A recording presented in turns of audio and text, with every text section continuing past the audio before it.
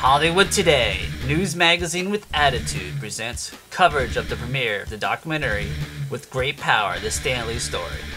Produced by David and Steve Sievers from Smorgasbord Productions and Level 27 Media, your source for animation and design. I'm still looking for the girl with the green eyes.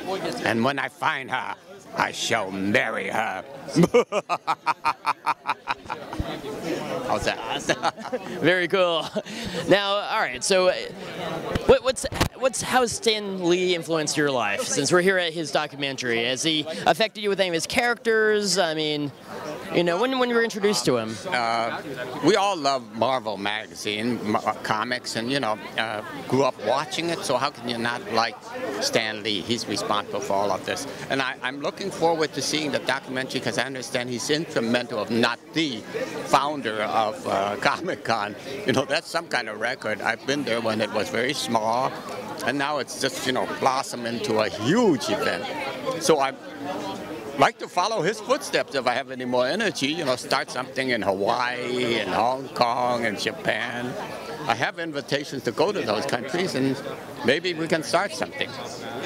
Cool. Are you excited to be here? Are you a big Stan Lee fan? Oh, I'm a huge Stan Lee fan. I've been a fan since I was a little kid. What was your favorite comics growing up? Everything? I was really into X-Men. Kind of always wanted to, everybody kind of picks out their power. I think if I had to choose one, I would have, kind of fantasized about being Nightcrawler. Maybe minus the blue. That's a little close to like a werewolf kind of thing, almost. You kind of use that? Yeah, a little bit, maybe. Well, yes, I mean, I'm not, I wouldn't want to stand here tonight and give my version of Stan Lee when I'm about to go in and watch a film which really tells a true story. And that's what I'm excited about seeing, because everyone knows, their side and what they know and what they see, and he's kind of this legend in this. So you play Stan Lee's favorite character on the Marvel Universe. So he said once. I actually heard him quoted saying that the Silver Surfer was his favorite he ever created because he was able to wax poetic through him so much. Now, if you go back and look at those original comic books, the Surfer did speak very eloquently and very poetically about the human condition and what humans have done to the earth they've been blessed with, and he was very smart. He's a very smart man, and to see that kind of thought and poetry come out of him, those comic books made me want to know the real man even more. Yeah. So how do you get in the head of a mass murderer? What do you do to prepare? Shoot a gun. Really? Yeah. That's so morbid sounding. I'm so sorry. That sounded so...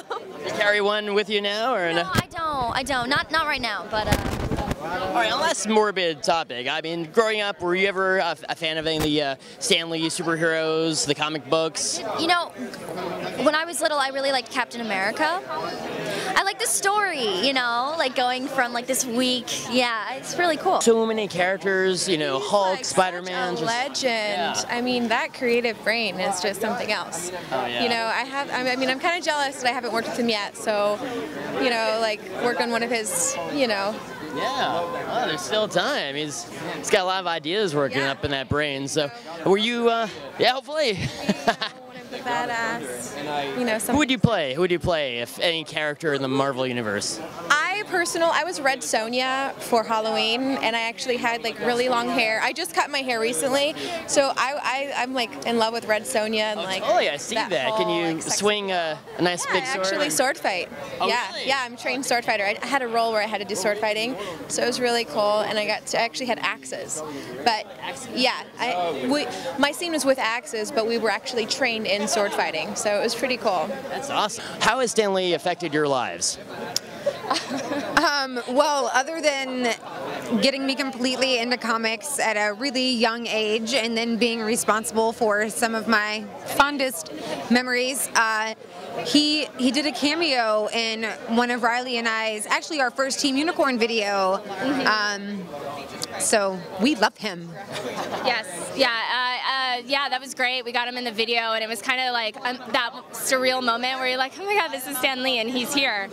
And in fact, I was with Claire the first time I met him. You had met him before, right? Nope, we met him at the same time. No, that's not true. I met him at the Golden Apple grand reopening when they switched locations. That was actually really awesome. And then we 5 years ago at Comic-Con, we met him backstage in one of the green rooms, and we were so nervous at first. Like, we're like, oh my God, it's Stan Lee. And then he just came right over and he's like hugging both of us, and he's like, this is great. You girls are great. And wouldn't let go of us for like 10 minutes. And finally we're like, Stan, we love you. We gotta go though. I can't believe I'm saying that. He's awesome. He's so cool. Yeah. And so what's Stan Lee's famous catchphrase? Hold on, I've got it. Excelsior. Oh, okay, with power now. Well, you know, it's like hidden power. Energy, come on. Look at the man over there. Look at him. Look at that pose. He is the man. He is the man, right? I don't think I have quite his stature. All right, well, do it with me on the count of 3. 1, 2, 3. Excelsior! Yes. That's how you do it.